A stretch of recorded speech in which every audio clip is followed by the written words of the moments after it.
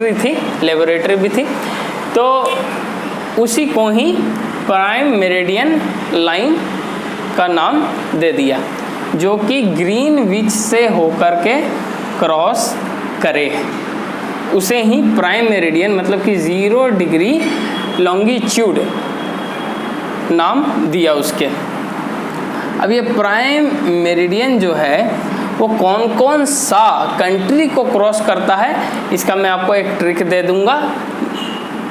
ये prime meridian की कौन कौन सा कंट्री को क्रॉस करता है। एक बात और है कि जो भी मेरिडियन है वो जिस भी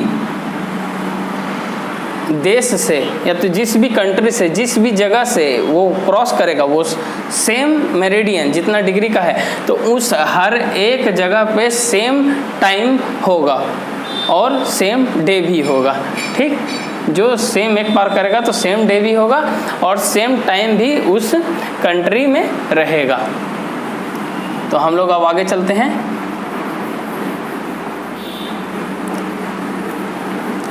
आपको मुझे बताना था कि प्राइम मेरिडियन रेखा किस किस कंट्री से क्रॉस होकर के जाता है। तो प्राइम मेरिडियन रेखा जिस जिस कंट्री को क्रॉस करके जाता है वो टोटल है 8 कंट्री। ओके, वो टोटल 8 कंट्री हैं। ठीक, मैं यहाँ पर लिख देता हूँ। एक है आपका Burkina Faso, Burkina Faso. Okay, दूसरा है स्पेन, तीसरा है आपका फ्रांस, चौथा है आपका घाना, अल्जीरिया,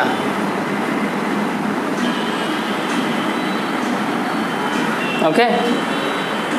अल्जीरिया के बाद आता है माली, फिर है आपका England,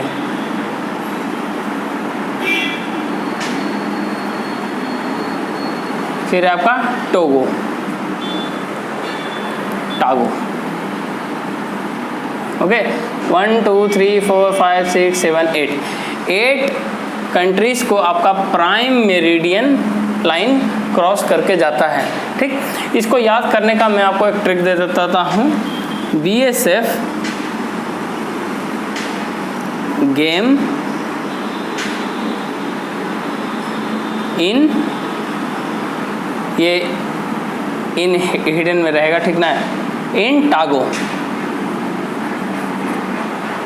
BSF game in टागो। B से आपका हो गया बुर्किना फासो, S से हो गया स्पेन, F से हो गया फ्रांस, G से हो गया घाना, L से हो गया अल्जीरिया, M से हो गया माली और E से हो गया इंग्लैंड और टागो का मैंने आपको टागो लिख दिया है। तो यही वो 8 कंट्रीज हैं जिससे आपका प्राइम मेरिडियन लाइन यानी 0 डिग्री प्रधान मध्याह्न रेखा क्रॉस करके जाता है।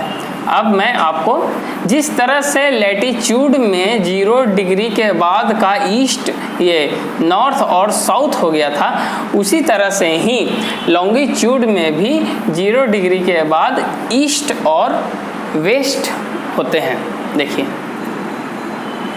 ये मान लीजिए कि ये आपका प्राइम मेरिडियन मतलब 0 डिग्री प्राइम मेरिडियन रेखा है क्योंकि ग्रीनविच से क्रॉस करके जा रहा है। ओके, तो इस साइड में इस तरह से ये बनते जाते हैं और इस साइड में ये भी बनते जाते हैं। तो ये 0 डिग्री हो गया, ये मान लीजिए ये 20 डिग्री हुआ, ये 40 डिग्री हुआ, ये 60 डिग्री हुआ, ये 80 डिग्री, 90 डिग्री। तो इसी तरह से ये ईस्ट साइड में है तो ये 20 डिग्री ईस्ट हुआ, 40 डिग्री ईस्ट हुआ, 60 डिग्री ईस्ट हुआ, 80 डिग्री ईस्ट हुआ और ये 0 डिग्री के इस साइड वाला 20 degree west, 40 degree west, 60 degree west. इसी तरह से ये आगे की ओर बढ़ते जाते हैं।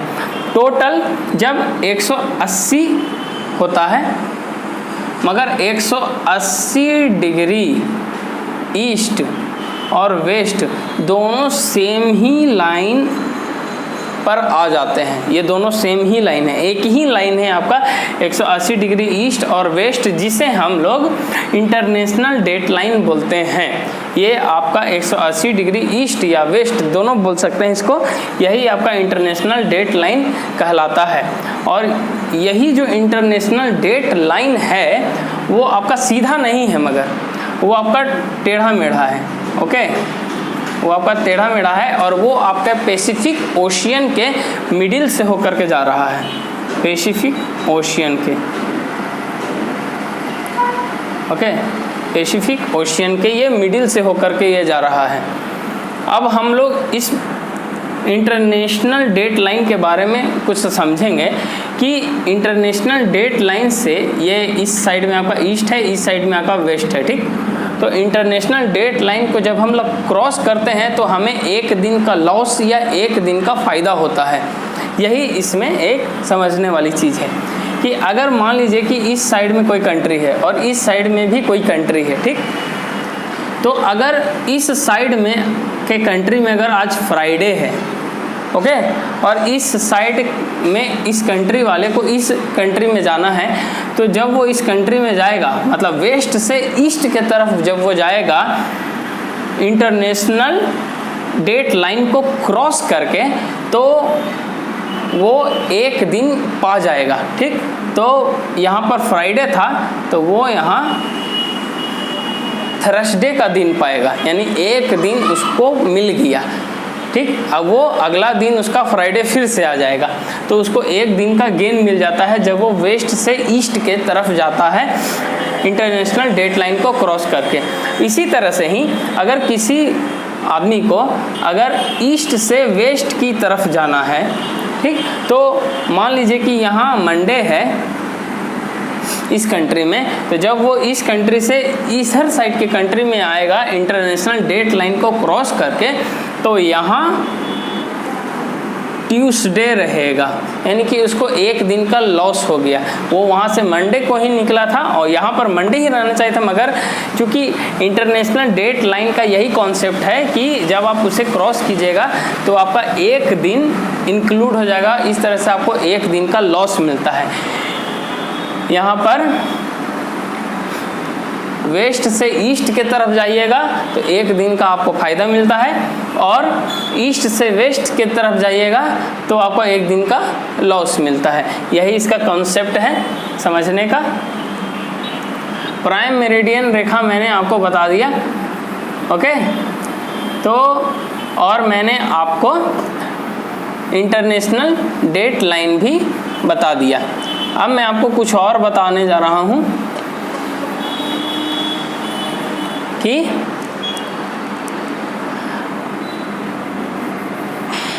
Standard timeline, okay. चूँकि बहुत सारे ऐसे भी कंट्री हैं जिनमें से एक से ज़्यादा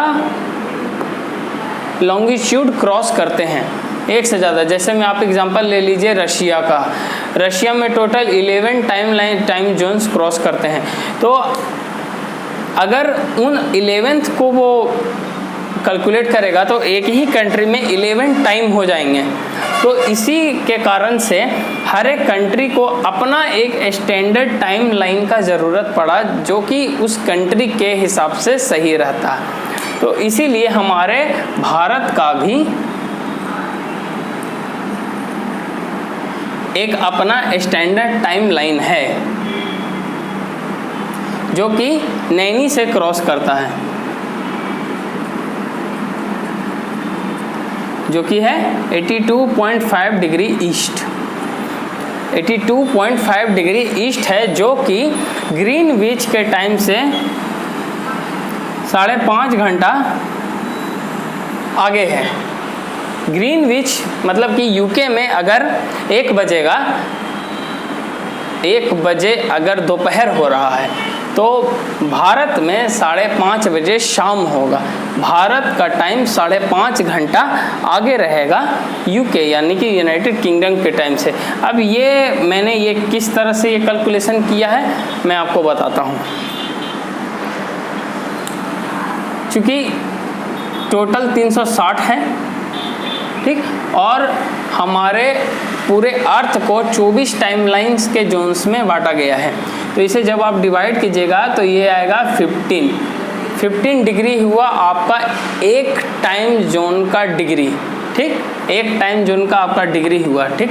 तो यहाँ पर मैंने आपको 530 बोला है, तो जब हम लोग 15 को सिर्फ पहले 5 से मल्टीप्लाई करते हैं तो ये आ जाएगा आपका 75, और 15 का यहाँ पर 30 है तो 15 का हाफ आपका होता है 750, ओके।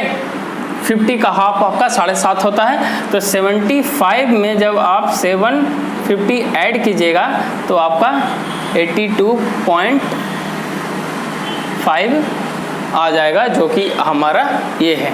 तो वही आपका यहाँ से 5 मैंने मल्टीप्लाई किया और यहाँ पर आपका हाफ है, तो उसी तरह से 5.5 घंटा हमारा आगे चलता है ग्रीनविच से, क्योंकि ग्रीनविच का टाइम 0 डिग्री है और 0 डिग्री के हिसाब से ये 5.5 डिग्री आगे चलता है। मैं आपको एक और कंसेप्ट से आपको ये समझा देता हूँ कि ये आपका 0 डिग्री है, और जहाँ पर 15 डिग्री रहेगा, 15 डिग्री का जहाँ पर, तो वहाँ पर यूके से 1 घंटा ज़्यादा रहेगा उस जगह का।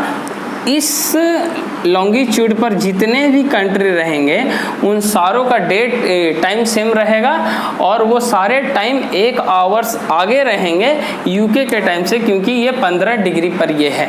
उसी तरह से जो 30 डिग्री पर रहेगा उसका 2 आवर आगे रहेगा, ठीक। और हमारा इंडिया 82.5 डिग्री पर है, इसी के कारण ये 5.5 घंटा आगे रहता है ये प्राइम मेरिडियन लाइन से, ओके। यानी कि यूके के टाइम से 5.5 घंटा ये आगे रहता है।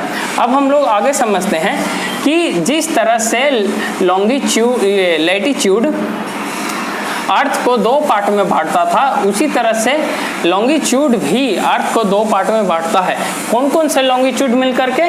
तो 0 डिग्री लॉन्गिट्यूड जिसको हम लोग प्राइम मेरिडियन लाइन बोलते हैं, और 180 डिग्री जिसको ईस्ट या वेस्ट जो भी बोलें, जिसे इंटरनेशनल डेट लाइन बोलते हैं। ये दोनों अर्थ को 2 शेप में ये भी बांटते हैं, और इस वाली शेप को हम लोग वेस्टर्न हेमिस्फीयर बोलते हैं,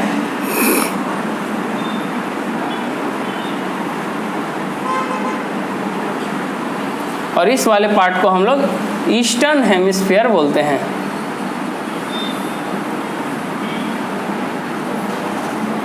ओके, तो ये कॉन्सेप्ट आपका क्लियर हो गया स्टैंडर्ड टाइमलाइन तक के, कि क्यों स्टैंडर्ड टाइमलाइन बनाया गया, क्यों इंटरनेशनल डेट टाइम बनाया गया, क्यों प्राइम मेरिडियन यानी प्रधान मध्याह्न रेखा भी आपका बनाया गया।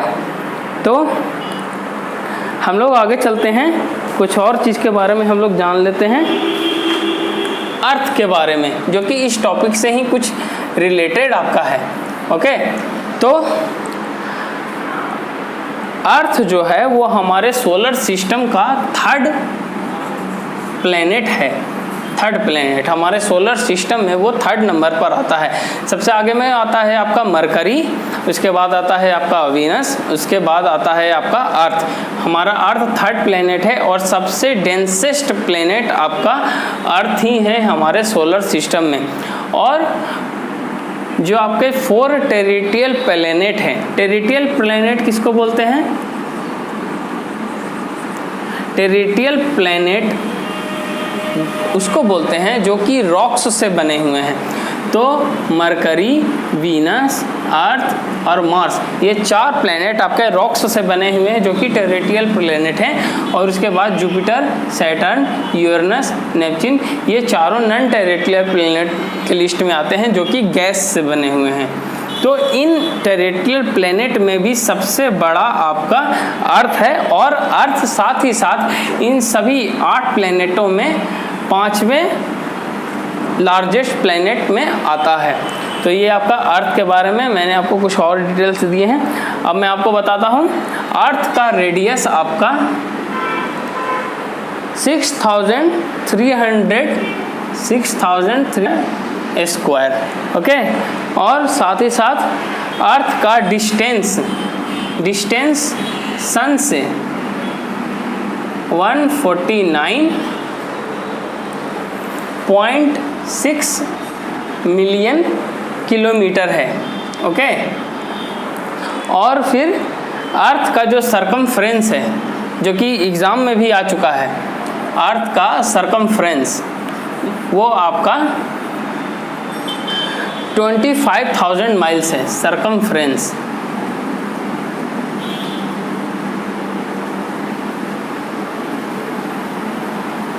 25,000 माइल्स है। इसको अगर जब हम किलोमीटर में बोलेंगे तो ये आपका आएगा 40,075 किलोमीटर। ओके, तो ये आपका अर्थ से कुछ मैंने आपको बताया अर्थ का। एक चीज़ और मैंने स्टैंडर्ड टाइमलाइन में एक चीज़ आपको ट्रिक नहीं दिया कि स्टैंडर्ड टाइमलाइन हमारे भारत में किस किस स्टेट से क्रॉस करता है। तो मान लीजिए कि ये हमारा भारत है, तो हमारा स्टैंडर्ड टाइमलाइन जो है, जो कि 82.5 डिग्री ईस्ट है, वो हमारे भारत के 5 स्टेट्स से क्रॉस करता है। वो हैं आपके एमपी, ओडिशा, उत्तराखंड,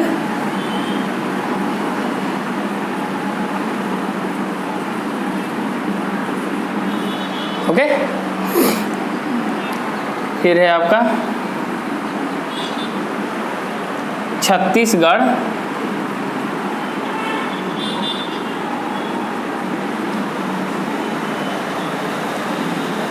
फिर है आपका आंध्र प्रदेश। ये वो 5 स्टेट हैं जहां से आपका क्रॉस करता है एमपी, ओडिशा, उत्तराखंड, छत्तीसगढ़ और आंध्र प्रदेश। इसका जब हम आपको ट्रिक बनाएंगे तो आपका ट्रिक बनेगा मौका, MOUCA, मौका। मौका आपका ट्रिक बनता है, एम से आपका एमपी हो गया, ओ से उड़ीसा हो गया, यू से उत्तराखंड हो गया, सी से छत्तीसगढ़ हो गया और ए से हो गया आपका आंध्र प्रदेश। तो ये आपका मौका आपका ट्रिक बनता है कि हमारा स्टैंडर्ड टाइमलाइन जो कि 82.5 डिग्री ईस्ट है वो किस किस स्टेटगढ़ और आंध्र प्रदेश। मैंने आपको ये ट्रिक दे दिया और साथ ही साथ मैंने आपको प्राइम मेरिडियन का भी ट्रिक दिया। BSF गेम इन टागो, बी से आपका था बुर्किना फासो, एस से स्पेन था, एफ से फ्रांस था, जी से आपका घाना था, ए से अल्जीरिया था, एम से माली था और ई से इंग्लैंड था और टागो एक मैंने उसमें इंक्लूड भी किया था। तो हमारा जो भारत है उसमें भी ईस्ट में जो आपका अरुणाचल प्रदेश आता है, जहाँ से हमारा सनराइज करता है। सबसे पहले अरुणाचल प्रदेश से ही सनराइज करता है। और ये जो हमारा सबसे जो वेस्ट है, जो कि आपका डिब्रूगढ़ या तो असम में द्वारका आपका आया, द्वारका या तो डिब्रूगढ़ आपका असम में आता है, डिब्रूगढ़ जो आपका असम में आता है और द्वारका जो कि आपका गुजरात में आता है। तो इन दोनों के टाइम में भी डिफरेंस होता है, वो होता है आपका 1 आवर 45 मिनट का, 1 आवर 45 मिनट का आपका डिफरेंस आ जाता है अरुणाचल प्रदेश और द्वारका का टाइम में। ठीक, तो ये भी मैंने आपको कंसेप्ट क्लियर किया कि यहाँ भी टाइम चेंजिंग हो जाते हैं।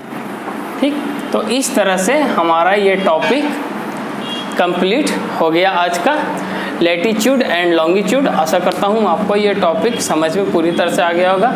अगर कोई प्रॉब्लम है तो आप मुझे कमेंट में लिख करके बता सकते हैं, मैं आपको कमेंट में आंसर दे दूंगा। और साथ में मेरे ट्विटर पे भी आप आ सकते हैं, वहाँ मैं आपको आंसर दे दिया करूँगा, जो कि मेरा लिंक इस चैनल में ही है इंक्लूडेड। तो आशा करता हूँ आपको ये वीडियो NCERT का क्लास 6 ज्योग्राफी का चैप्टर 2 लैटिट्यूड एंड लॉन्गिट्यूड अच्छी तरह से समझ में आ गया होगा। तो मिलते हैं नेक्स्ट चैप्टर 3 में, ज्योग्राफी का, NCERT के हैं, क्लास 6 के। तब तक के लिए धन्यवाद।